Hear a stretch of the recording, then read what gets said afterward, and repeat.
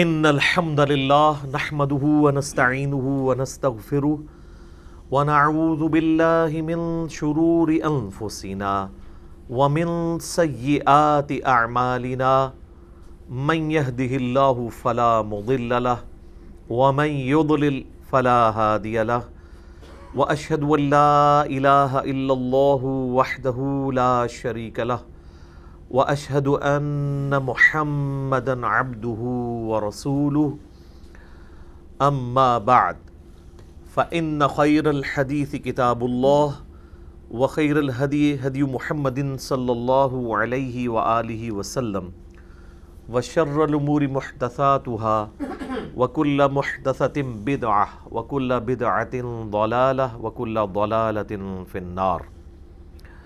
اعوذ باللہ السمیع العلیم من الشیطان الرجیم من ہمزہ ونفخہ ونفثہ بسم اللہ الرحمن الرحیم رب اشرح لی صدری ویسر لی امری واحلل عقدۃ من لسانی یفقہوا قولی بسم اللہ الرحمن الرحیم ان اللہ وملائکتہ یصلون علی النبی یا ایہا الذین آمنوا صلوا علیہ وسلموا تسلیما اللہم صلی علی محمد وعلی آل محمد کما صلیت علی ابراہیم وعلی آل ابراہیم انک حمید مجید اللہم بارک علی محمد وعلی آل محمد کما بارکت علی ابراہیم وعلی آل ابراہیم انک حمید مجید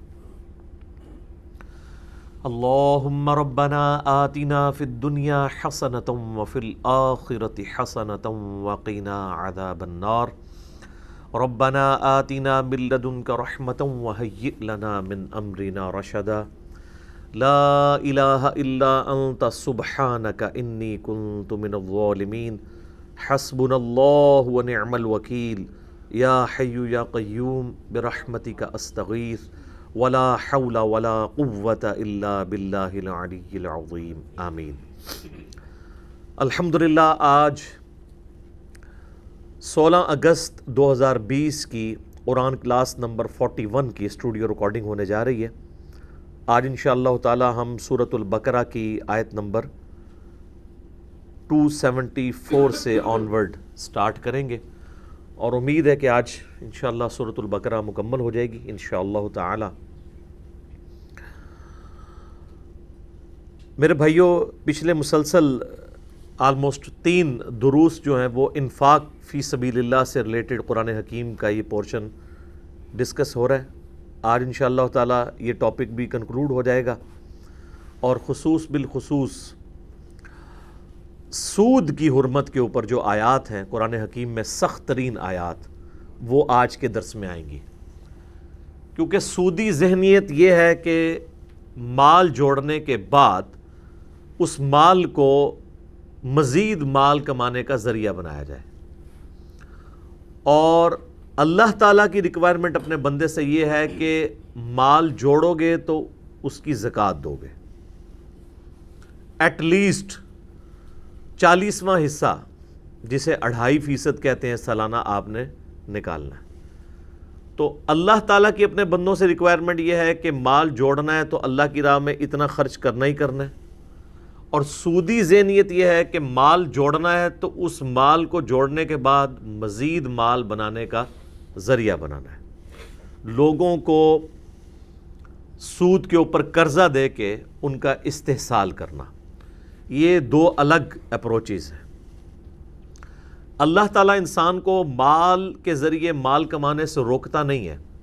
تجارت انبیاء اکرام علیہم السلام کا طریقہ رہا ہے، لیکن ساتھ ہی ساتھ اللہ کی راہ میں خرچ کرنے کا بھی حکم دیتا ہے. تجارت میں اللہ کی طرف سے برکت ہے، اس حوالے سے اس آیت میں بھی اشارتاً بات آ جائے گی، کیونکہ اللہ تعالیٰ چاہتا ہے کہ مال جوڑنے کی بجائے رننگ میں آئے تاکہ باقی لوگوں کو اس مال کا نفع ہو. کاروبار میں لگایا جائے گا تو کئی لوگوں کا روزگار کھلے گا.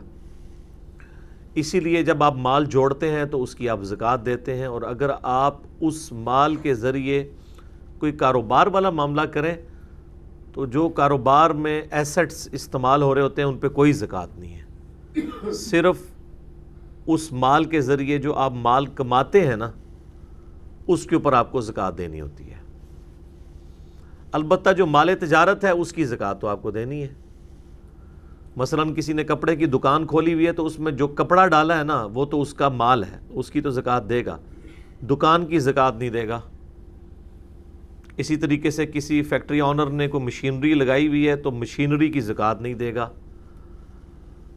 گاڑی استعمال ہوتی ہے اس کی زکوٰۃ نہیں دے گا، اس کے ذریعے جو کمائی ہو رہی ہے اس کی زکوٰۃ دے گا، اور وہ بھی اس صورت میں جب وہ مال جو ہے وہ جڑ جائے۔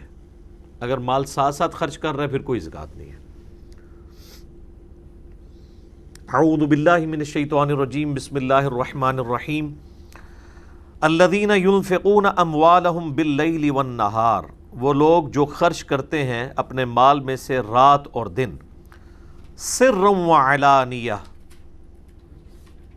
چھپا کر بھی کرتے ہیں اور اعلانیہ بھی کرتے ہیں۔ بعض اوقات جینون ضرورت پڑ جاتی ہے اعلانیہ کرنے کی، اس حوالے سے پچھلی دفعہ ہم ڈسکشن کر چکے ہیں، آج اس ڈیٹیل میں نہیں جائیں گے۔ فَلَهُمْ أَجْرُهُمْ عِنْدَ رَبِّهِمْ، ایسے لوگوں کا اجر ہے اپنے رب کے حضور۔ وَلَا خَوْفٌ عَلَيْهِمْ وَلَا هُمْ يَحْزَنُونَ، ایسے لوگوں کو قیامت والے دن نہ تو کوئی خوف ہوگا اور نہ کوئی غم۔ اب وہ سخت ترین آیات آ رہی ہیں سود کی حرمت کے حوالے سے، سورۃ البقرہ آیت نمبر 275 سے آنورڈ۔ الذین یأکلون الربا، وہ لوگ جو کہ سود کھاتے ہیں، لا یقومون الا کما یقوم الذی یتخبطہ الشیطان،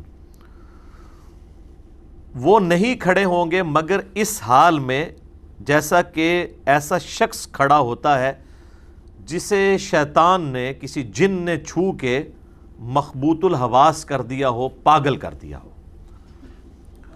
یہ اسپیسیفکلی قیامت کا ذکر ہے کہ قیامت والے دن اس حال میں وہ اٹھایا جائے گا۔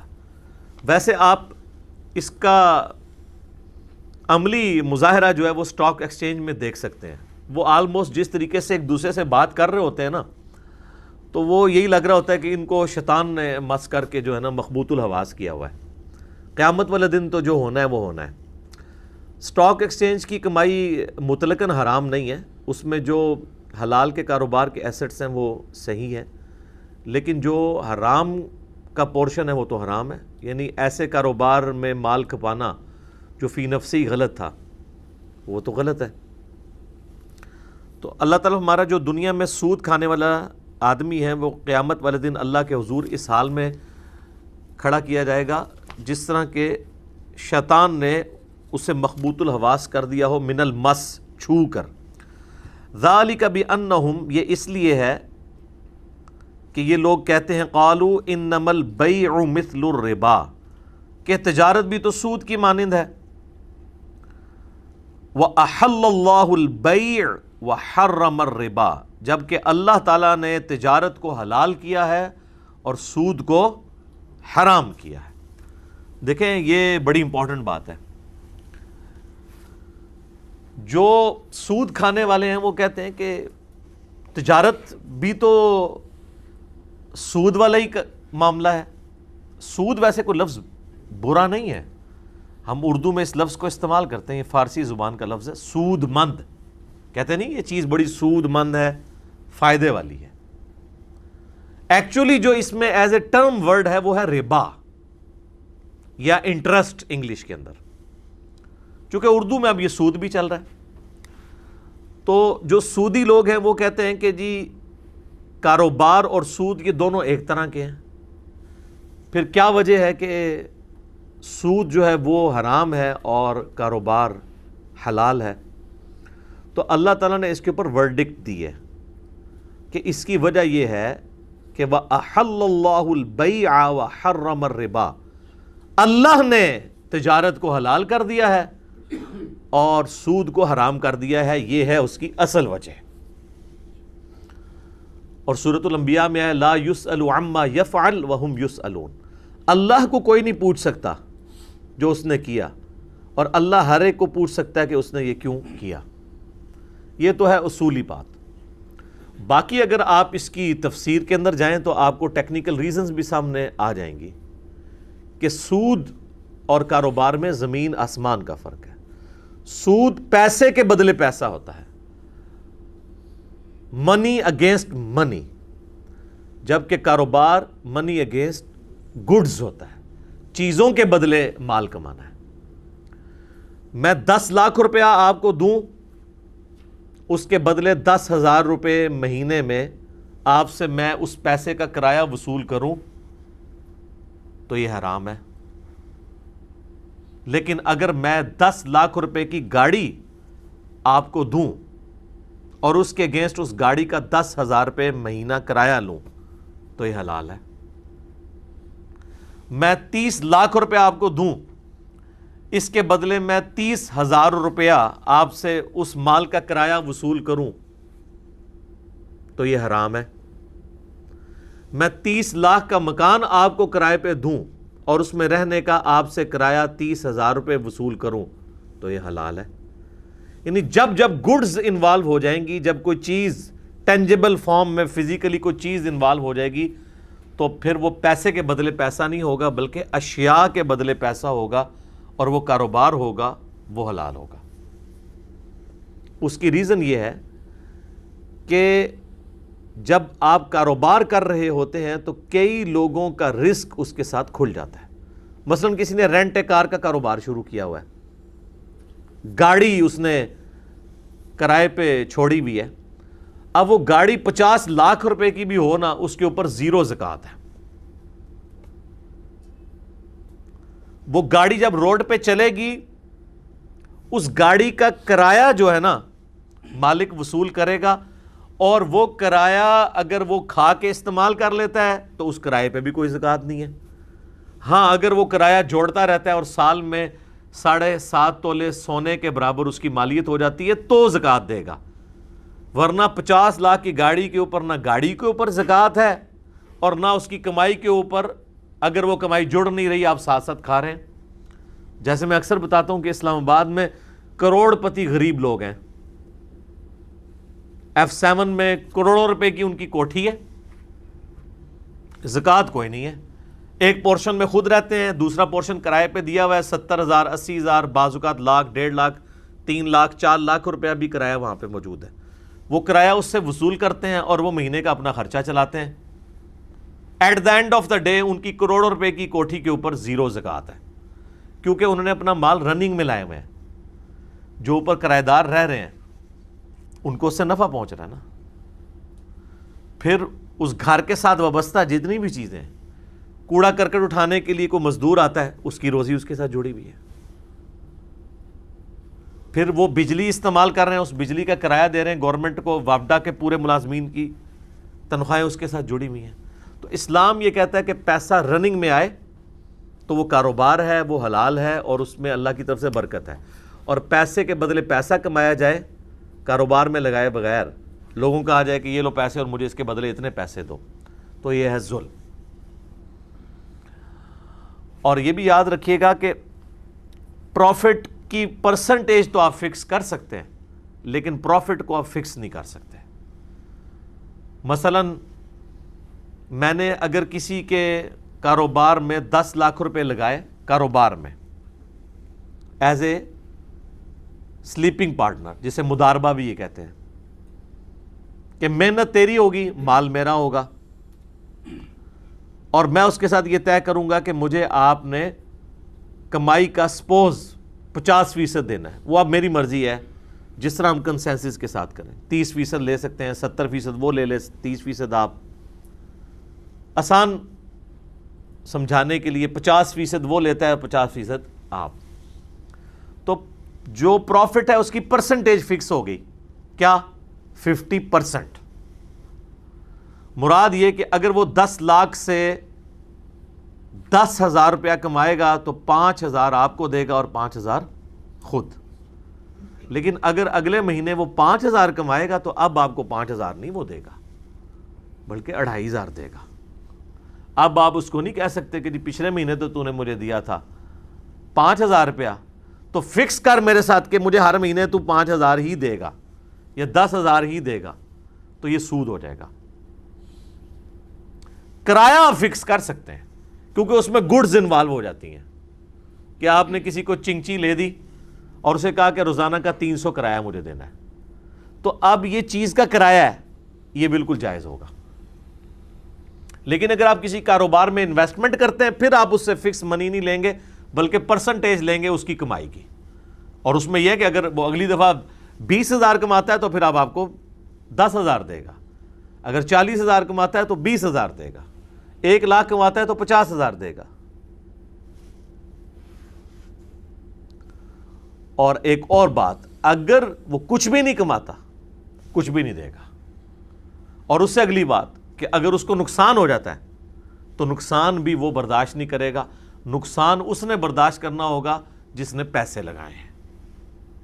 اسلام میں یہ کہ جس کا مال لگا ہوا ہے نا، نقصان اس نے برداشت کرنا ہے۔ کیوں؟ لاجیکلی محنت کرنے والے تو محنت کی، نقصان ہو گیا، نقصان ہونے سے محنت والے کی محنت ضائع ہوئی، اور مال والے کا کیا ضائع ہوگا؟ مال۔ یہ تو نہیں کہ اس بیچارے کی محنت بھی گئی، اس کے بعد پیسے بھی نہیں تھے اور وہ پیسہ بھی برداشت کرے۔ کسی نے زمین میں کھیتی باڑی کی کسی دوسرے کی زمین پہ، فصل خراب ہو گئی تو کھیتی باڑی کرنے والے کسان کی محنت کا نقصان ہوا اور اس کی جو ہے وہ انویسٹمنٹ کا نقصان ہوا۔ اب وہ یہ نہیں کہے گا کہ جی اس سے تو 1,00,000 کی کمائی ہونی تھی تو نقصان ہو گیا، آدھا تو برداشت کر آدھا میں، نہیں، پورے کا پورا وہی برداشت کرے گا۔ اس کا مال ضائع ہوگا اور کسان کی محنت ضائع ہوگی، ورنہ تو ظلم ہو جائے گا۔ تو یہ اس اعتبار سے یاد رکھنا ہے۔ اور دوسرا یہ بھی یاد رکھیں، بعض لوگ یہ کہتے ہیں کہ جی بینک والا سود تو حلال ہے، کیونکہ اگلے زمانوں میں سود یہ ہوتا تھا کہ امیر لوگ غریبوں کا استحصال کرتے تھے اور ان سے وہ مال لے کر اس کے عوض ان کو، یعنی غریب غریب سے غریب تر ہوتا تھا، امیر امیر سے امیر تر ہوتا تھا۔ آج کل تو بالکل الٹا سسٹم ہے، بینک خود کہتا ہے کہ آپ ہمارے پاس پیسے رکھوائیں، ہم آپ کو اتنا سود دیں گے۔ تو بینک پہ تو کوئی ظلم نہیں ہو رہا، بینک تو خود آپ کو آفر دے رہا ہے، لہٰذا یہ وہ والا سود نہیں ہے۔ تو یاد رکھیں کہ سود فی نفسہ ہی حرام ہے۔ یہ تو اسی طریقے سے ہے کہ کوئی شخص یہ کہے کہ اگر مرد و عورت اپنی مرضی سے بدکاری کر لیں تو ان پہ کوئی سزا نہیں ہوگی۔ کسی عورت پہ ظلم تو نہیں ہوا، مرضی سے ہوا ہے۔ چونکہ زنا فی نفسہ ہی اللہ نے حرام کیا، لہٰذا بالرضا بھی حرام ہوگا اور بالجبر بھی حرام ہوگا۔ سود خواہ استحصال کے طور پہ کیا جائے کسی کا تب بھی حرام ہے، اور خواہ دونوں کی مرضی سے ہو تب بھی حرام ہے۔ اس میں جاوید احمد غامدی صاحب نے ایک بات کی جو پارشلی درست ہے کسی حد تک، لیکن وہ آدھی بات نقصان دہ ہوتی ہے۔ انہوں نے کہیں سوال جواب کرتے ہوئے مختصراً یہ بات کی کہ سود لینا گناہ ہے، سود دینا گناہ نہیں ہے، کیونکہ سود لینے والا کسی کا استحصال کر رہا ہے اور سود دینے والا تو بیچارہ مجبور ہے، وہ سود دے گا۔ یعنی اگر کسی نے بینک سے قرضہ اٹھایا ہے تو وہ بینک کو مجبوراً اس کو سود پہ دینا ہے۔ دنیا کی پوری اس وقت اکانومی ظاہر ہے کہ وہ ایک پیپر منی کی ذریعے یہودیوں نے ایک پورا سسٹم خراب کر دیا۔ اس پہ میری یوٹیوب پہ ایک ویڈیو بھی آپ لکھ لیں، گولڈ اور ساتھ لکھ دیں انجینئر محمد علی مرزا یا بارٹر سسٹم اور پیپر کرنسی، تو وہ میرا کلپ کھل جائے گا، اس میں نے اس کے اوپر ڈیٹیل سے ڈسکشن کی ہے۔ اب آج مال نہیں کہ میں اس تفصیل میں جاؤں۔ حالانکہ غامدی صاحب نے پی ٹی وی کے اوپر آج سے تقریباً 15-20 سال پہلے جو پروگرام کیے ہیں اس میں انہوں نے بالکل صراحتاً یہ بات کی تھی کہ جس طرح زنا بالرضا حرام ہے، اس طرح مرضی کے ساتھ سود لینا اور دینا دونوں حرام ہے۔ اس وقت بھی انہوں نے یہ بات کی تھی کہ اصلاً سود کھانا حرام ہے، لیکن اس میں ساتھ انہوں نے ایک جملہ بولا تھا کہ اگرچہ اصلاً یہ حرام ہے لیکن سود دینے والا بھی اس جرم میں برابر کا شریک ہے کیونکہ وہ اس سسٹم کو سپورٹ کر رہا ہے۔ اب آج کل وہ آدھی بات کرتے ہیں، وہ جو دوسرے والا حصہ ہے انہوں نے چھوڑ دیا ہوا ہے، اس لیے لوگ ان کی پھر آدھی بات لے کے تو کہتے ہیں جی دیکھیں جی ہم تو سود دیکھے کھا نہیں رہے، ہم تو بینک کو سود دے رہے ہیں، تو بینک گنہگار ہوگا۔ تو اصلاً تو وہ ہے، لیکن چونکہ آپ اس سسٹم کا حصہ بنے ہوئے ہیں لہذا آپ بھی اس کے اندر شامل ہیں۔ البتہ اسلامک بینکنگ کا جو سسٹم ہمارے ملک میں شروع ہوا ہے، اب ظاہر ہے کہ 100% تو اسلامک نہیں ہو سکتا جب تک کہ پوری ورلڈ اکانومی جو ہے وہ اس یہودی پنجے سے آزاد نہ ہو۔ بہرحال گیون سرکمسٹانسز کے اندر میزان بینک اور باقی جو بینکس ہیں کافی حد تک انہوں نے کوشش کی ہے کہ اس سسٹم کو بہتر کیا جائے۔ تو ایز اے لاسٹ ریزارٹ میرا خیال ہے اگر جو پیورلی اسلامک بینک ہیں، ایک وہ بینک ہیں جو سارا کام سودی کر رہے ہیں، صرف انہوں نے ایک برانچ اسلامک کھولی ہوئی ہے، زیادہ تر بینک تو وہی ہیں، ہر سودی بینک نے اپنی ایک اسلامک بینکنگ والی برانچ کھولی ہوئی ہے، اوپر جا کے مال ان کا جمع ہو جاتا ہے۔ جو پیور اسلامک بینک ہیں جو دوسری بینکاری نہیں کرتے، ان کا سسٹم بالکل الگ ہے، وہ منی اگینسٹ گڈز کرتے ہیں۔ کچھ عرصہ پہلے یہ جو کراچی کا ایئرپورٹ ہے، جناح انٹرنیشنل ایئرپورٹ، اس کی توسیع ہونی تھی تو تقریباً 6 ارب روپیہ اس کے اوپر لگنا تھا، جو سامان اور یہ سارا۔ تو پاکستان میں جو اسلامک بینک والے ہیں انہوں نے گورنمنٹ کو 6 ارب روپیہ جو ہے وہ قرضہ اس اعتبار سے دیا کہ انہوں نے وہ سارا سامان خود منگوایا اور پھر انہوں نے گورنمنٹ کو وہ بیچا۔ تو ظاہر ہے وہ 6 ارب کا منگوایا ہے تو 6.5 ارب کا بیچا ہوگا قسطوں کے اندر۔ قسطوں کا کاروبار بھی حلال ہے اگر بیچ میں منی اگینسٹ گڈس ہے۔ ظاہر ہے کوئی اس لیے کہ تو نہیں بیٹھا ہوا کہ بھئی آپ کو مفت کھلاتا رہے گا، تو وہ اس طریقے سے پھر انہوں نے کمائی کی اور پھر وہ دیتے ہیں۔ تو آپ اس لیے اگر اسلامک بینکس میں جائیں تو وہ پرسنل لون آپ کو کبھی بھی نہیں دیتے۔ مکان بھی بنانا ہے، وہ کہیں گے ہاں جی مکان بنانا ہے، کتنے پیسے ہیں؟ آپ کہیں گے 30 لاکھ، وہ کہتے ہیں 20 ہم دیتے ہیں، لیکن صرف 20 لاکھ مانگیں وہ کہتے ہیں کوئی نہیں، کیونکہ کہتے ہیں خالی 20 لاکھ تو پھر پیسے کے بدلے پیسہ ہوگا۔ مکان میں وہ کہتے ہیں کہ ٹھیک ہے مکان بناؤ، 30 لاکھ کا مکان میں 30 لاکھ تمہارا، 20 لاکھ میرا، ٹوٹل ہوا 50 لاکھ۔ 50 لاکھ کا مطلب ہے کہ اگر اس کے 5 حصے کیے جائیں تو 3 حصوں کے مالک تم، 2 کے ہم۔ تو جب تک ہم 2 کے مالک ہیں تو تم ہمارے والے پورشن کا ہمیں کرایہ دیتے رہو گے، پلس وہ 2 حصے جو ہیں وہ پھر قرض بھی ہمیں واپس کرو گے۔ اور جیسے جیسے قرض کم ہوتا جاتا ہے وہ کرایہ بھی کم کرتے جاتے ہیں۔ تو پیسے کے بدلے پیسے نہیں بلکہ مکان کے عوض لے رہے ہوتے ہیں۔ اس لیے قسطوں کا کاروبار جو ہے یہ اس سے بالکل ڈیفرنٹ ہے۔ اس کے اوپر میری یوٹیوب پہ ویڈیو ہے اسلامک بینکنگ والی۔ وہ جو ترمذی میں حدیث ہے نا کہ نبی علیہ السلام نے ایک چیز کی 2 قیمتیں مقرر کرنے سے منع فرمایا، وہ اس صورت میں ہے کہ جب بیچنے والا اور خریدنے والا کسی ایک قیمت کے اوپر متفق ہوئے بغیر علیحدہ ہو جائیں۔ امام ترمذی نے 7 کمنٹس کیے ہیں، ورنہ ایک چیز کی 2 قیمتیں ہو سکتی ہیں۔ میں کہوں کہ موٹر بائک اگر آپ نقد پہ لیں تو 70,000 کا ہے، ادھار پہ لیں تو 90,000 کا، تو یہ جائز ہے۔ آپ یہ نہیں کہہ سکتے کہ ٹائم ویلیو آف منی آپ لے رہے ہیں۔ بھائی ٹائم ویلیو آف منی نہیں لے، اس کی وجہ یہ ہے کہ 70,000 کا موٹر سائیکل میں نے آپ کو 10,000 روپے کی ڈاؤن پیمنٹ پہ دے دیا، تو 60,000 روپے تو آپ نے مجھے ابھی دیے ہی نہیں ہے۔ 10,000 روپے پہ آپ کو 70,000 کا مالک میں نے بنا دیا۔ سپوز اگر میں ویسے کاروبار نہیں کرتا، میں سمجھانے کے لیے کہہ رہا ہوں، تو میں نے 10,000 روپے میں آپ کو 70,000 کی چیز کا مالک بنا دیا۔ تو آپ ذرا یہ بتائیں کہ یہ جو 60,000 روپے ہیں بقایا، یہ 60,000 روپے آپ کو میرے رشتہ دار تو نہیں ہے کہ میں نے آپ کے ساتھ نیکی کی ہے، یہ اس موٹر سائیکل میں صرف 10,000 کے مالک آپ ہیں، 60,000 کا مالک تو میں ہوں بیچنے والا، لہذا جتنے پورشن کا میں مالک ہوں اتنے پورشن کا اس موٹر بائک کا کرایہ مجھے آپ کو دینا ہوگا، پلس مجھے وہ 60,000 بھی واپس کرنے ہوں گے آہستہ آہستہ کر کے۔ اس کے اوپر یہ پوری اسلامک بینکنگ کا سسٹم کھڑا ہے، یہ ایک چھوٹے سے فارمولے۔ باقی یہ کہنا ہے کہ قائبر ریٹ جو ہے وہ سودی بینکوں کا اور اسلامک بینک کا ایک جگہ سے ہی نکلتا ہے، تو ظاہر ایک جگہ سے ہی نکلے گا نا، اسٹیٹ بینک سے۔ پوری دنیا کا سسٹم ہی سودی ہے نا، ابھی اسی گیون سرکمسٹانسز کے اندر ہی آپ نے کچھ کرنا ہے نا۔ اب آپ یہ کہتے ہیں کہ جی وہ اسی آلودہ ہوا کے اندر ہم بھی سانس لے رہے ہیں اور دوسرے بھی لے رہے ہیں، تو بھئی اب پوری ہوا ہی آلودہ ہے، یہاں سے تو ہمارے لیے بچنا محال ہے۔ البتہ اگر آپ نے امرود کاٹ کے رکھے ہیں اس میں کیڑے نکل آئے پھر میں آپ کو یہ مشورہ نہیں دوں گا کہ آپ اس کو کھانا شروع کر دیں، اس سے تو بچنا ممکن تھا. تو جہاں تک بچنا ممکن ہے وہ تو آپ نے بچنا ہے.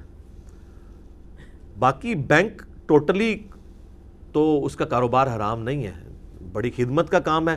آپ کے سارے بل جمع ہوتے ہیں، آپ کے پیسے کی حفاظت کرتا ہے. یہ چھوٹی خدمت ہے بینک کی.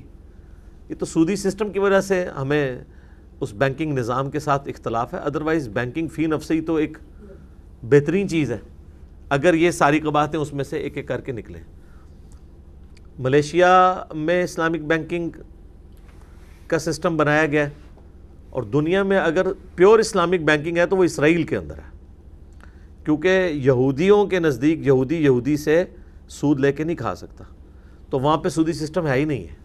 اندازہ کریں جنہوں نے پوری دنیا کو سود میں جھونکا ہوا ہے ان کے اپنے ملک کے اندر اسلامک بینکنگ ہے. ہم اسے اسلامک بینکنگ کہہ دیں اور وہ ہے نان سودی بینکنگ، کیونکہ وہ ان کی تالمود میں لکھا ہے کہ جینٹائل سے آپ سود لے کے کھا سکتے ہیں. جینٹائل کہتے ہیں ادر دین جیوز کے، ہم سارے جینٹائل ہیں ان کے نزدیک، لیکن ایک یہودی سے نہیں سود لے کے کھا سکتا.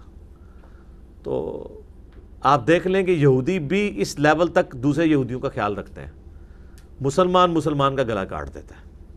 یہ آپ ڈفرنس دیکھ لیں دونوں میں. سود کی حرمت اپنی جگہ موجود ہے.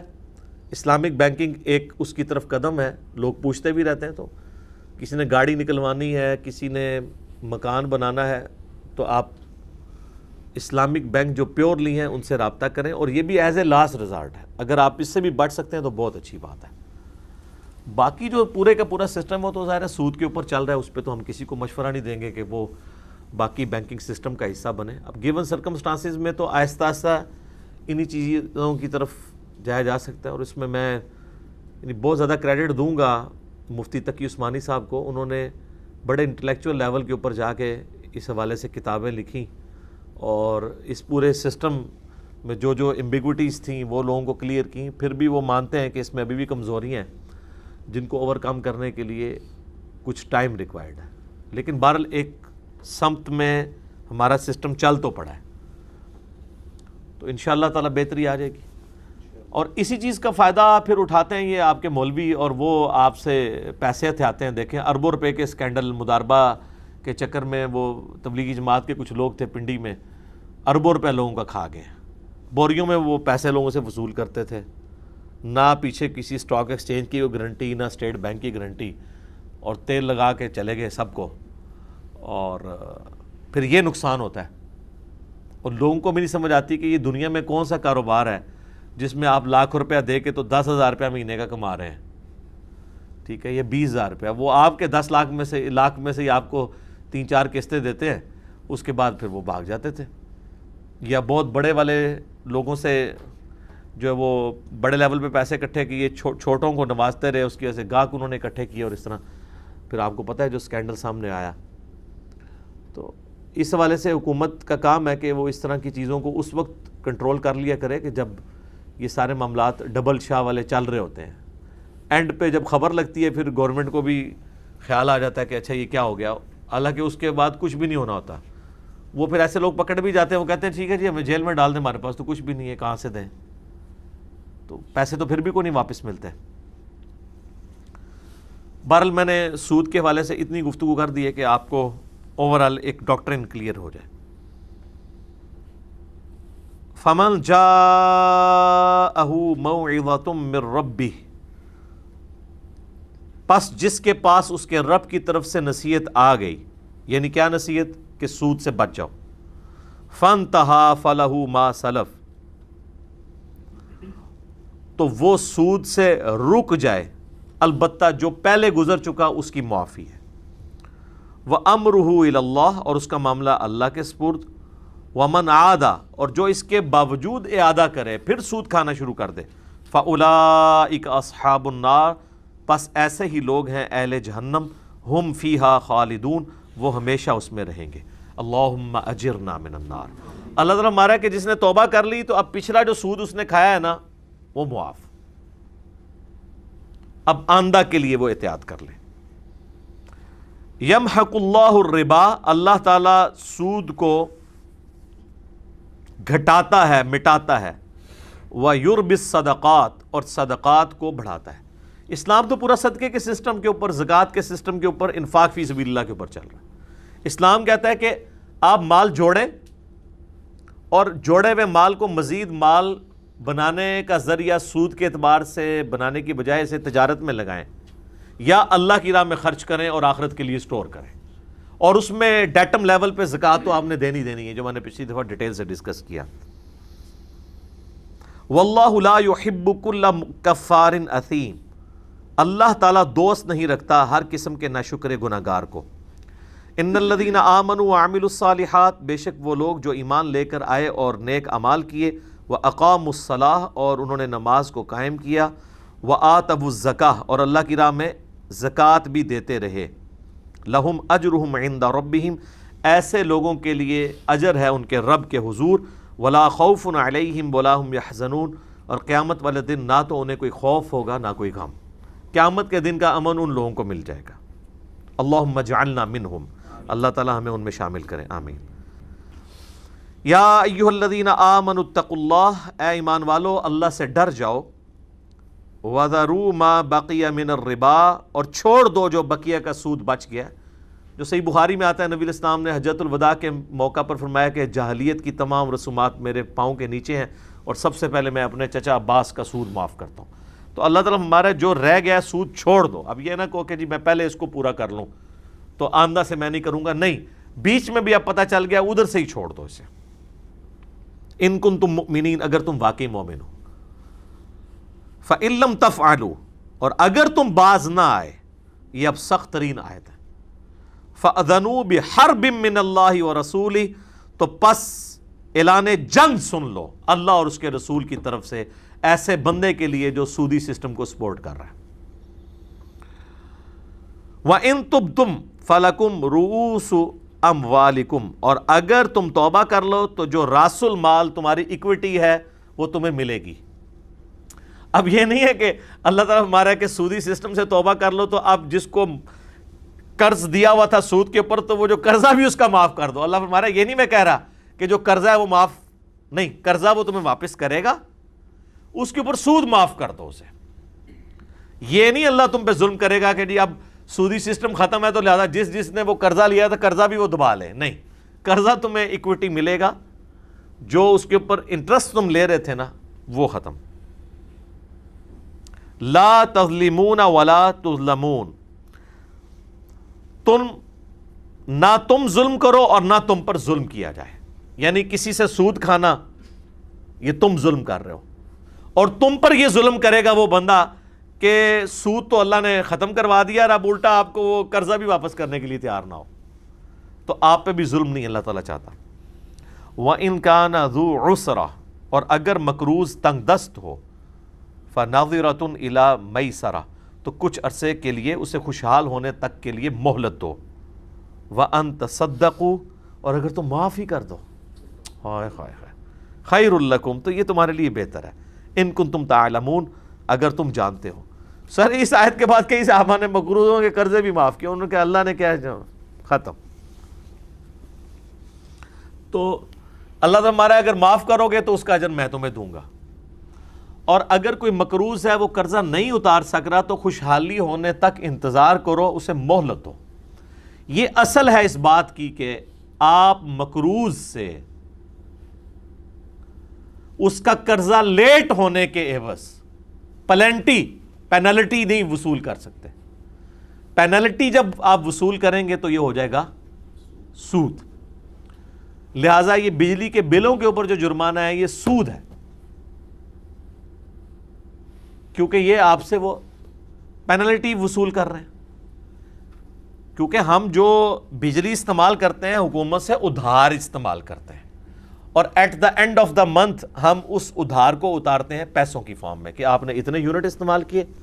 یہ اب کوئی شخص اپنی غربت کی وجہ سے کرایہ دینے میں بجلی کا ناکام ہو جاتا ہے، یا بجلی جو اس نے ادھار اٹھائی ہوئی تھی اس کے عوض پیسے دینے میں ناکام ہو جاتا ہے، تو گورنمنٹ کا کام ہے کہ اسے اگلے مہینے تک کے لیے 2 مہینے تک کے لیے اسے مہلت دے اور اس کے اوپر جرمانہ بھی چارج نہ کرے.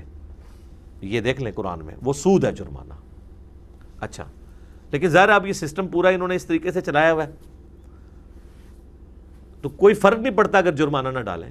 تیسرے مہینے تو ویسے ہی بجلی کاٹ دیتے ہیں تو بجلی کاٹ دیں نا, بجلی کاٹ دیں کہ یعنی اب ہم تمہیں ادھار نہیں دیں گے, تم پچھلا ادھار نہیں اتار سکے تو ہم تمہارا میٹر کاٹ رہے ہیں, تو وہ ٹھیک ہے, بالکل صحیح ہے, لیکن جرمانہ نہ ڈالیں. یہاں تو جرمانے سے بھی آگے جو لوگ کنڈے لگا کے بجلی چوری کر رہے ہیں ان کی چوری شدہ بجلی بھی ان لوگوں کو بھگتنی پڑ رہی ہے جو بیچارے آلریڈی بل دے رہے ہیں. تو یہ تو ظلم ہے نا. تو اللہ تعالیٰ ہمارا ہے کہ اسلام کا مزاج یہ ہے کہ آپ نے مہلت دینی ہے مقروض کو بجائے اس کے اوپر جرمانے ڈالنے کے. اچھا اسلامک بینکنگ والوں نے اس کا پھر نعم البدل سوچا ہوا ہے. وہ قرضہ لیٹ ہونے کے اوپر سود نہیں ڈالتے, لیکن انہوں نے ایک اور تلوار لٹکا دی ہے کہ پیسے آپ سے لیں گے لیکن وہ ڈائریکٹلی اسٹیٹ بینک کے چیریٹی فنڈ میں جائیں گے. وہ کہتے ہیں اگر یہ بھی نہیں ہم کریں گے تو لوگ تو سود یہ قرضہ ہی واپس نہیں کریں گے, حالانکہ یہ بھی غلط ہے, یہ بھی نہیں ہونا چاہیے. بہرحال انہوں نے درمیان کا راستہ نکالا ہے اس اعتبار سے کہ وہ کہتے ہیں کہ اگر ہمارا کوئی قرضہ لیٹ کرے گا تو قسط کے لیٹ ہونے پہ ہم اسے جرمانہ نہیں ڈالیں گے. البتہ اس قسط کے لیٹ ہونے پہ وہ ایک جرمانے والی رقم گورنمنٹ کو دے گا, بینک اس سے نفع نہیں اٹھائے گا, چونکہ بینک نے قرضہ دیا ہوا ہے تو قرضہ دینے والا مقروض سے مال نہیں وصول کر سکتا. تو وہ کہتے ہیں کہ وہ گورنمنٹ کا جو چیریٹی فنڈ ہے جس میں زلزلہ زدگان کے لیے, سیلاب زدگان کے لیے, غرباء کے لیے مال ہوتا ہے, وہ اس میں چلا جائے گا. اگرچہ یہ بھی غلط ہے لیکن بہرحال یہ غلط اس لیول کا غلط نہیں ہے کہ ڈائریکٹ بینک ہی کھانا شروع کر دے. یعنی اب بینک کا انٹرسٹ ختم ہو گیا اس میں. بینک کو تو کوئی فائدہ نہیں ہے اگر آپ قرضہ لیٹ کر رہے ہیں, باقی بینک کو تو ہو جاتا ہے فائدہ کہ ان کو پیسے ملتے ہیں, ان کو کوئی فائدہ نہیں. وَاتَّقُوا يَوْمًا تُرْجَعُونَ فِيهِ إِلَى اللَّهِ, اور ڈرتے رہو اس دن سے جب تم لوٹائے جاؤ گے اللہ کی طرف.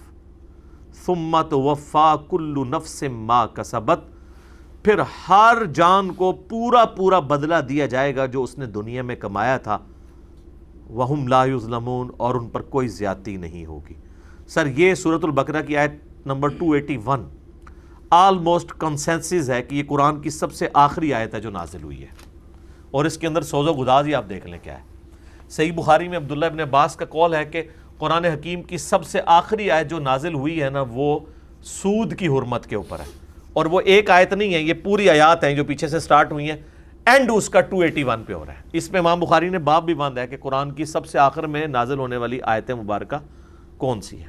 اہل تشیع کا بھی یہی موقف ہے, اور اہل سنت کے ہاں سب سے پہلے جو قرآن کی تفسیر لکھی گئی پہلے 300 سالوں میں تفسیر ابن جریر, جسے تفسیر تبری بھی کہتے ہیں, ابن جریر تبری کی, المتوفیٰ 310 ہجری, انہوں نے بھی اس آیت کے کانٹیکسٹ میں لکھا ہے کہ قرآن کی سب سے آخر میں جو آیت نازل ہوئی ہے نا وہ یہی ہے. اور پچھلے دنوں میرا اس کے اوپر ایک اسپیشل کلپ بھی ریکارڈ ہوا تھا. قرآن کی پہلی اور آخری آیت, پہلی وہ ہے اقرأ بسم ربک الذی خلق, اور قرآن کی پہلی اور آخری سورت جو مکمل طور کے اوپر نازل ہوئی ہے وہ بھی میں نے اس کے اندر ڈسکس کی ہے.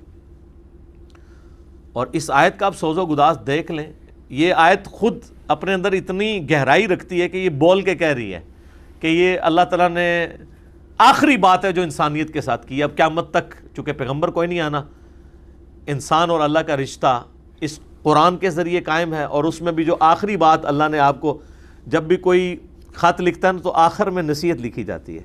آخری نصیحت دیکھیں, وَاتَّقُوا يَوْمًا تُرْجَعُونَ فِيهِ إِلَى اللَّهِ, ڈر جاؤ اس دن کے معاملے میں جب تمہیں لوٹ کر اپنے اللہ کے پاس جانا ہے.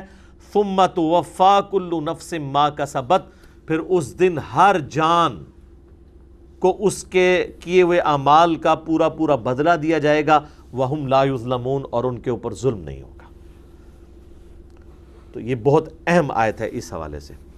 اب میرے بھائیو اگلی آیت جو ہے یہ قرآن حکیم کی سب سے لمبی آیت ہے,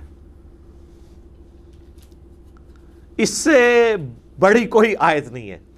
اس کے بعد آیت الکرسی آتی ہے, یعنی قرآن میں جو دو سب سے لمبی آیات ہیں نا وہ سورۃ البقرہ میں ہے.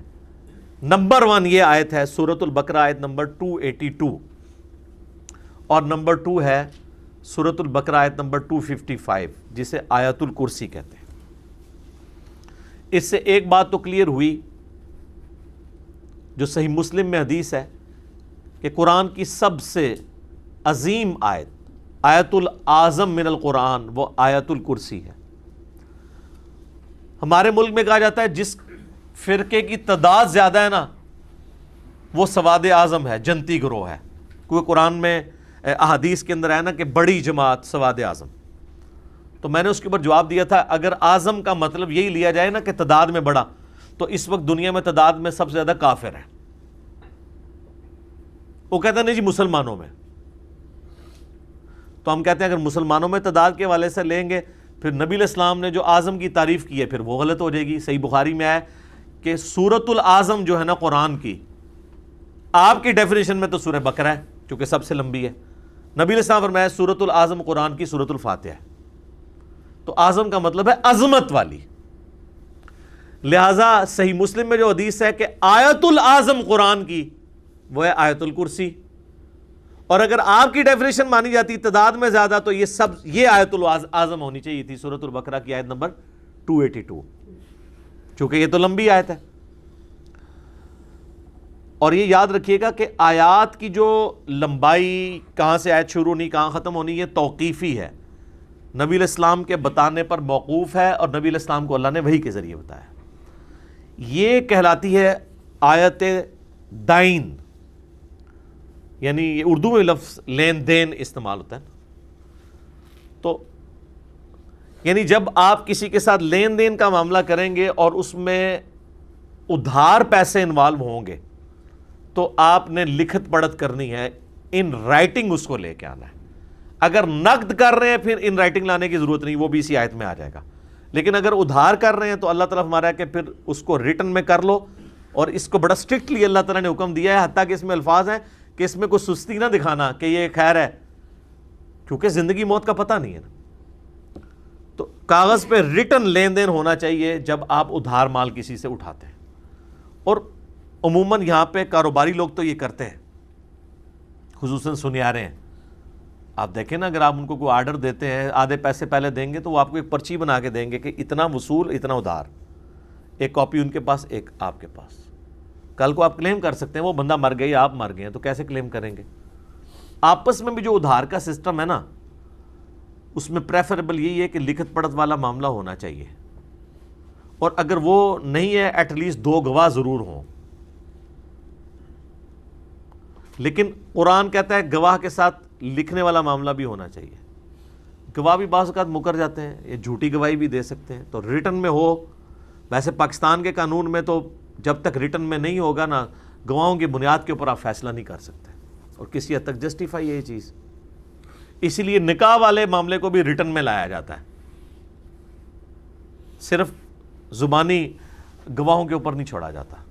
کوئی دنیا میں یعنی اسلام نے اس کی چیز کے اوپر ایمفسائز کیا ہے، الذی علم بالقلم، یہ قرآن کی جو پہلی آیات نازل ہوئی ہیں بخاری مسلم میں آتا ہے، اس میں ایک آیت یہ بھی ہے کہ اللہ نے قلم کے ذریعے علم سکھایا، تو قلم کے ذریعے علم کو محفوظ کیا جاتا ہے۔ تو یہ آیت دائن ہے، اس کو ہم کور کر لیتے ہیں، اب ٹائم چونکہ تھوڑا ہے۔ سورۃ البقرہ کی آخری 3 آیات ویسے ہی بہت امپورٹنٹ ہیں، تو انشاءاللہ اگلا 42 نمبر درس ہم کوشش کریں گے کہ انہی 3 آیات کو ہی کور کیا جائے۔ بہرحال یہ ایک آیت جو ہے ہم اس میں کور کر لیتے ہیں تیزی کے ساتھ، یہ خود ہی سیلف ایکسپلینیٹری ہے، باقی جو تمہیدی گفتگو ہے میں نے کر دی ہے، باقی آپ کو ترجمے سے ہی بات سمجھ آ جائے گی۔ یا ایھا الذین آمنوا اذا تداینتم بدین الی اجل مسمی، اے اہل ایمان جب تم ایک دوسرے کو قرض دو کچھ مقررہ مدت تک کے لیے، فاکتبوہ تو اسے لکھ لیا کرو، وَلْيَكْتُبْ بَيْنَكُمْ كَاتِبٌ بِالْعَدْلِ اور تمہارے درمیان جو لکھنے والا ہے وہ انصاف کے ساتھ لکھے۔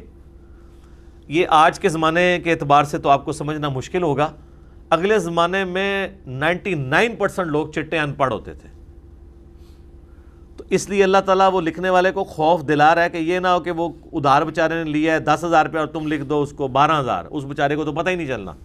آج کل تو آلموسٹ لوگ ان پڑھ لوگ بھی جو ہے نا وہ کم از کم پیسے ضرور گن لیتے ہیں یا ڈیجٹس کا ان کو پتہ ہوتا ہے. اس زمانے میں یہ نہیں ہوتا تھا. اب آپ کو نا یہ اس زمانے کو ذہن میں رکھیں، پھر آپ کو اگلی بات بھی سمجھ آئے گی. وَلَا يَأْبَ كَاتِبٌ أَن يَكْتُبَ كَمَا عَلَّمَهُ اللَّهُ فَلْيَكْتُبْ، اور نہ انکار کرے لکھنے والا لکھنے سے جیسا کہ اللہ نے اسے سکھایا ہے لکھنا. یعنی اللہ تعالیٰ فرماتا ہے کہ یہ اللہ کا تم پہ کرم ہے کہ تم لکھ پڑھ سکتے ہو. بیچارہ ایک ان پڑھ بندہ آیا ہے، اب یہ نہ ہو کہ تم چوڑے ہو جاؤ کہ میں نہیں لکھتا. تو یہ اللہ نے آپ کو ایک فن دیا ہے، تو آپ یہ اللہ کے لیے کسی کے ساتھ نیکی کریں کہ اگر کوئی مقروض اور قرض والا ہے تو اس کے درمیان لکھت پڑھت کریں.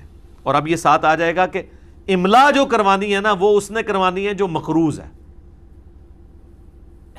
وہ کہے گا کہ میں جو اس سے اتنے کے لیے پیسے لے رہا ہوں میں اتنے وقت تک واپس کر دوں گا. دینے والا نہیں املا لکھوائے گا بلکہ لینے والا. وَلْيُمْلِلِ الَّذِي عَلَيْهِ الْحَقِّ، املا وہ، یہ اردو میں بھی املا کا لفظ استعمال، یعنی وہ رائٹنگ لکھوائے گا وہ کہہ کے، یعنی بولے گا وہ جس پر حق ہے. حق تو اسی پر ہے نا، یعنی جس کے ذمے حق ہے کہ اس نے مال واپس کرنا، یعنی مقروض املا کروائے گا. وَلْيَتَّقِ اللَّهَ رَبَّهُ، اور ڈرے اللہ سے جو اس کا پروردگار ہے. وَلَا يَبْخَسْ مِنْهُ شَيْئًا، اور نہ کمی کرے اس میں ذرے کے برابر.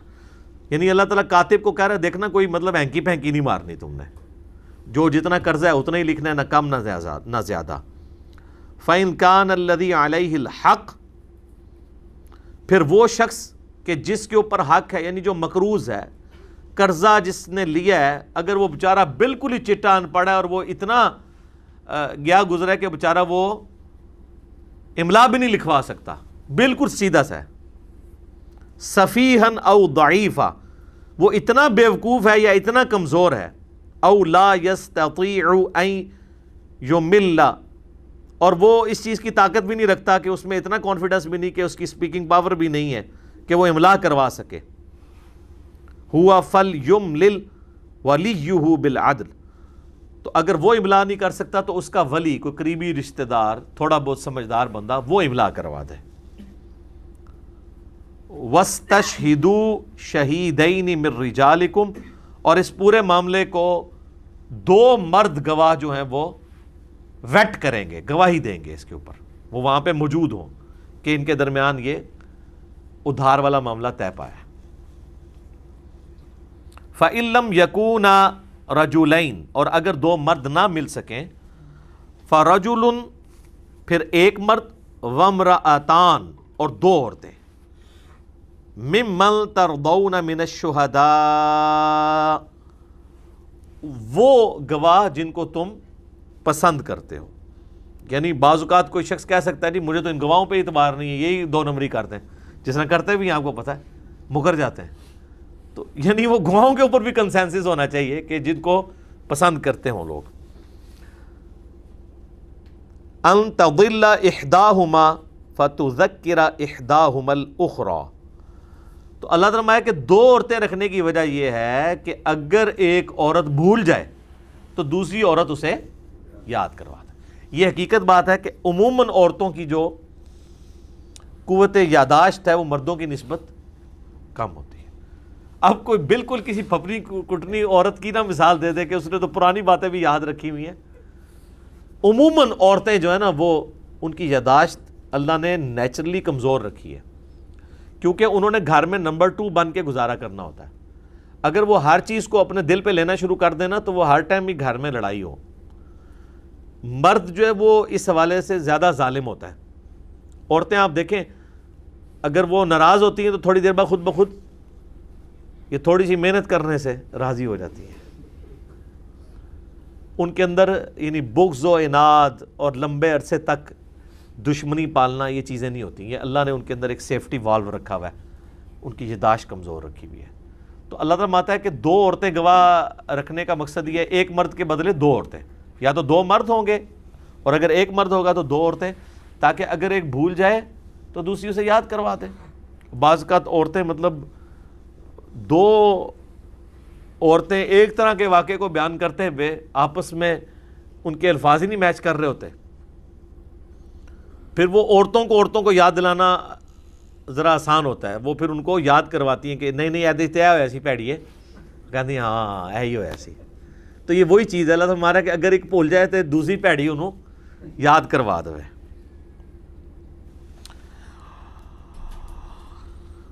وَلَا يَأْبَ الشُّهَدَاءُ إِذَا مَا دُعُوا، اور نہ انکار کریں گواہ جب وہ بلائے جائیں گواہی کے لیے.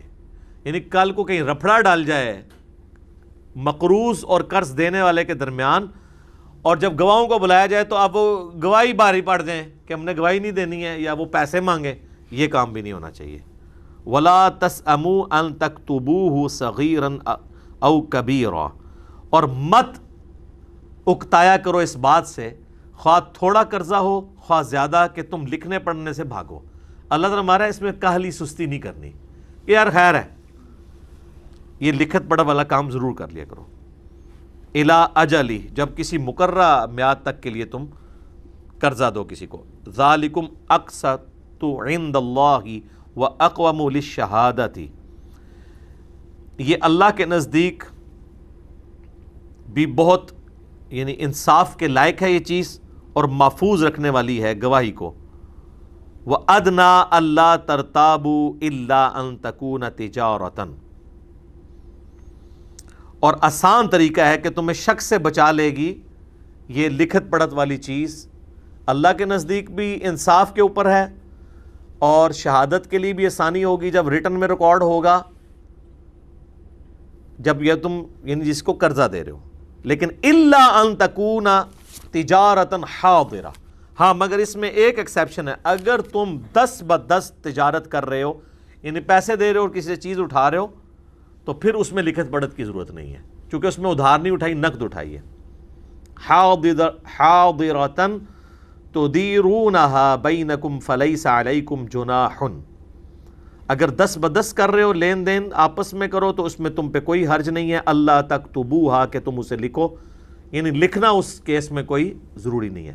ویسے تو 10 میں بھی لوگ لکھ رہے ہوتے ہیں، یہ جائز ہے. یہ اللہ تعالیٰ نے یہ نہیں کہا کہ اس میں ناجائز ہے لکھنا، کہا کہ اس میں حرج نہیں ہے. یا آپ جتنے بھی آپ بڑے سٹورز میں جاتے ہیں تو 10 میں آپ کو بل نہیں ایڈ پہ بنا کے دیتے، وہ تو ان کا اپنا ریکارڈ ہوتا ہے، چاہے وہ جوتیوں والی دکان ہے یا یہ بڑے سٹورز ہیں، میڈیکل سٹورز ہیں، وہ باقاعدہ آٹومیٹکلی ایک بل جنریٹ ہو کے آپ کو اس کی کاپی دیتے ہیں، اپنے پاس بھی نوٹ کرتے ہیں. حالانکہ وہ 10 آپ کر رہے ہوتے ہیں، اس کے باوجود وہ اس کو ریٹن میں لے کے آتے ہیں تاکہ ان کا اپنا ریکارڈ ہو نا کہ آج ہم نے کتنی سیل کی ہے. تو اللہ تعالیٰ ہمارا اگر وہ زبانی کلامی سیل کر رہے ہیں کوئی حرج نہیں ہے. لیکن اس کے اگینسٹ جن لوگوں نے ٹیکس چوری کرنی ہے، ٹیکس نہیں کرنا، کروڑوں روپیہ روزانہ کی وہ سیل کر رہے ہیں، وہ آپ دیکھیں سارا زبانی کلامی چل رہا ہے. یہ آپ کے جتنے آئس کریم والے پارلر ہیں آپ دیکھیں ان کی روزانہ کی سیل لاکھوں میں ہے، اور ایک کپ پہ آپ سے 150 روپیہ لے رہے ہیں اور روزانہ کے ہزاروں کپ بیچتے ہیں. نہ اپنے پاس کوئی ریٹرن میں انہوں نے نوٹ کر رہے ہوتے ہیں، نہ آپ کو کوئی دے رہے ہوتے ہیں، کیونکہ وہ پکا بل انہوں نے بنانا نہیں، انہوں نے ٹیکس تو نہیں دینا ہوتا. تو یہ تو کمائی حرام ہے. میرا یوٹیوب کے اوپر آپ کلپ دیکھ لیں، ٹیکس اور انجینئر محمد علی مرزا لکھیں، یہ سب لوگ جو ہے حرام کی کمائی کر رہے ہیں، کیونکہ اس کے اگینسٹ یہ لوگ بینیفٹ تو گورنمنٹ سے سارے لے رہے ہیں. جس سڑک پہ چل کے اپنی دکان تک آتے ہیں نا، وہ بھی گورنمنٹ نے ہمارے ٹیکسز سے بنائی ہوئی ہے. آپ ٹیکس نہ دیں، اور میں تو الاؤ نہیں کروں گا کہ میرے ٹیکس پہ بنی ہوئی سڑک پہ ایک کروڑ پتی بندہ جو ہے وہ اپنی گاڑی ڈرائیو کر کے آئے اور وہ 1 روپیہ بھی گورنمنٹ کو ٹیکس نہیں دے رہا ہے، یہ ٹیکس چوری کر رہا ہے. یہ ٹاپک ایک الگ ہے، میں اس کو چھوڑتا ہوں یہاں پہ. وَأَشْهِدُوا إِذَا تَبَايَعْتُمْ، اور گواہ ضرور بنا لیا کرو جب خرید و فروخت کرو. وَلَا يُضَارَّ كَاتِبٌ وَلَا شَهِيدٌ، اور نہ تکلیف دی جائے لکھنے والے کاتب کو اور نہ گواہی دینے والے کو.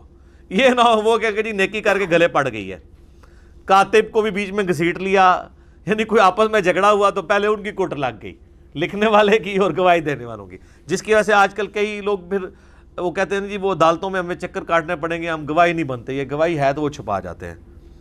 وَإِن تَفْعَلُوا فَإِنَّهُ فُسُوقٌ بِكُمْ، اور اگر تم ایسا کرو گے تو یہ نافرمانی ہوگی تمہاری، اللہ کے حضور نافرمانی شمار ہوگی. وَاتَّقُوا اللَّهَ، اللہ سے ڈر جاؤ. وَيُعَلِّمُكُمُ اللَّهُ، اور اللہ تعالیٰ تمہیں سکھاتا ہے، یعنی یہ دنیا میں رہنے کے آداب معاشرت اللہ تعالیٰ تمہیں قرآن کے ذریعے سکھا رہا ہے. واللہ بکل شیء علیم، اور اللہ تعالیٰ ہر چیز کو اپنے علم سے گھیرے ہوئے ہے. تو یہ آپ دیکھ لیں، اتنی لمبی آیت ہے۔ اگلی آیت بھی اسی کے ساتھ جڑی ہوئی ہے، 283 نمبر۔ وَإِن كُنتُمْ عَلَىٰ سَفَرٍ، اور اگر تم سفر کی حالت میں ہو، وَلَمْ تَجِدُوا كَاتِبًا، اور تم کو کاتب نہ پاؤ، فَرِحَانٌ مَقْبُوضَةٌ، تو پھر کوئی چیز رہن رکھ سکتے ہو کسی کے پاس، یعنی کسی کے پاس کوئی چیز گروی رکھ کے اس سے قرضہ وصول کر سکتے ہو۔ ظاہر ہے اب ریٹن میں بھی نہیں، کوئی گواہ بھی نہیں ہے، تو کسی کے پاس کوئی گروی چیز ہوگی تو اس کے عوض وہ کلیم کرے گا نا کہ تو نے تو میرے سے اتنی رقم لی ہوئی تھی۔ فَإِنْ آمِنَ بَعْضُكُمْ بَعْضًا، پھر اگر اعتبار کر لے تم میں سے بعض پر، فَلْيُؤَدِّ الَّذِي اؤْتُمِنَ أَمَانَتَهُ وَلْيَتَّقِ اللَّهَ رَبَّهُ، تو پھر اس امانت والے کو بھی چاہیے کہ وہ امانت اس کی واپس کر دے اور اپنے رب سے ڈر جائے۔ یہ نہیں ہے کہ آپ رہن رکھ کے 10 روپے کی چیز رہن رکھ کے 50 روپے کسی سے قرضہ لیا ہے، اب اس بیچارے نے اللہ کے لیے آپ کو قرضہ دے دیا ہے، تو اب آپ قرضہ لے کے ہی بھاگ جائیں۔ تو اللہ تعالیٰ ہمارا جس نے تمہارے اوپر اعتبار کیا نا خدا کے لیے، اللہ کے لیے اس نے اعتبار کیا ہے کہ اس نے بغیر گواہوں کے، بغیر ریٹن ریکارڈ کے، صرف ایک رہن رکھی ہوئی چیز کے عوض تمہیں قرضہ دے دیا ہے، تو اب مہربانی کر کے اس کا قرضہ واپس کرو، ٹھیک ہے۔ وَلَا تَكْتُمُوا الشَّهَادَةَ، اور دیکھنا شہادت کو کبھی مت چھپانا۔ وَمَن يَكْتُمْهَا فَإِنَّهُ آثِمٌ قَلْبُهُ، جو کوئی بھی گواہی کو چھپاتا ہے تو یقیناً اس کا دل گناہ گار رہے گا۔ تو صحیح مسلم میں حدیث ہے، گناہ وہ جو تیرے دل میں کھٹکے اور تو اس بات سے آر محسوس کرے کہ لوگ اس پر مطلع ہو جائیں۔ وَاللَّهُ بِمَا تَعْمَلُونَ عَلِيمٌ، اور اللہ تعالی خوب جانتا ہے جو کچھ تم اعمال کر رہے ہو۔ تو آپ دیکھ لیں کہ قرآن حکیم میں صرف عبادات ڈسکس نہیں ہوئی ہیں بلکہ معاشرت کے بھی چند امپورٹنٹ پہلوز، آج دیکھ لیں پورا کاروباری سسٹم ڈسکس ہوا ہے، سود کے حوالے سے ڈسکشن ہوئی ہے، انفاق فی سبیل اللہ کے حوالے سے، اور پھر جو قرضے والا سسٹم، ظاہر ہے یہ پورے کا پورا نظام تجارت میں تو قرضے کے اوپر چل رہا ہے۔ آپ ابھی بھی آپ مارکیٹ میں جائیں، کئی تو بیچارے اتنے غریب ہیں کہ وہ خود ادھار کے اوپر چیز اٹھاتے ہیں اور پھر اس کو بیچنے کے بعد اس میں سے واپس کرتے ہیں اور کچھ اپنے پاس رکھتے ہیں اور نیکسٹ مال خریدتے ہیں، جو ہماری گورنمنٹ کو اینڈ ٹائم کے اوپر پتہ نہیں کس نے دماغ میں کیڑا ڈالا، اور وہ غریب لاکھوں خاندان جنہوں نے عید کے دنوں میں کمائی کرنی تھی تو ان لوگوں نے اینڈ اس ٹائم کے اوپر لاک ڈاؤن کر دیا، تو وہ تو بیچارے لٹ گئے۔ اور یہ وہی حکمران ہے جو ہمیں یعنی کچھ عرصہ پہلے تک کنٹینر کے اوپر کھڑے ہو کے نا تو وہ پوری دنیا کی نیکیاں پڑھایا کرتے تھے۔ تو بڑا دکھ ہوتا ہے، اللہ کرے کہ ان کو عقل آئے۔ ان کو ہم نے اسی لیے پسند کیا تھا کہ ہم ان سے پہلے والے لوگوں سے ان کو بہتر سمجھتے تھے، لیکن اگر انہوں نے بھی وہی حرکتیں کرنی ہیں جو پہلے لوگ کر گئے ہیں اور اپنی غلطیوں کو جسٹیفائی کرنے کے لیے پرانے لوگوں کی مثال دینی ہے کہ بیٹا تو کیوں فیل ہوا، ابا جی آپ کا دوست کا بیٹا بھی فیل ہو گیا اس لیے میں فیل ہوا ہوں، تو یہ کوئی جسٹیفیکیشن نہیں ہے۔ اللہ تعالیٰ سے دعا ہے جو حق بات میں نے کہی اللہ تعالیٰ ہمارے دلوں میں راسخ فرمائے، اگر جذبات میں میرے منہ سے کوئی غلط بات نکل گئی تو اللہ تعالیٰ ہمارے دلوں سے اسے دور کر دے، ہمیں معاف بھی کر دے، ہمیں کتاب و سنت کی تعلیمات پر عمل کر کے دوسرے بھائیوں تک پہنچانے کی توفیق عطا فرمائے۔ انشاءاللہ اگلی دفعہ سورۃ البقرہ کی آخری 3 آیات، آیت نمبر 284، 85 اور 86 اہم ترین قرآن کی آیات ہیں، وہ ڈسکس کریں گے۔ سبحانک اللہم و بحمدک، اشہد ان لا الہ الا انت، استغفرک و اتوب الیک، وما علینا الا البلاغ المبین۔ جزاکم اللہ خیرا۔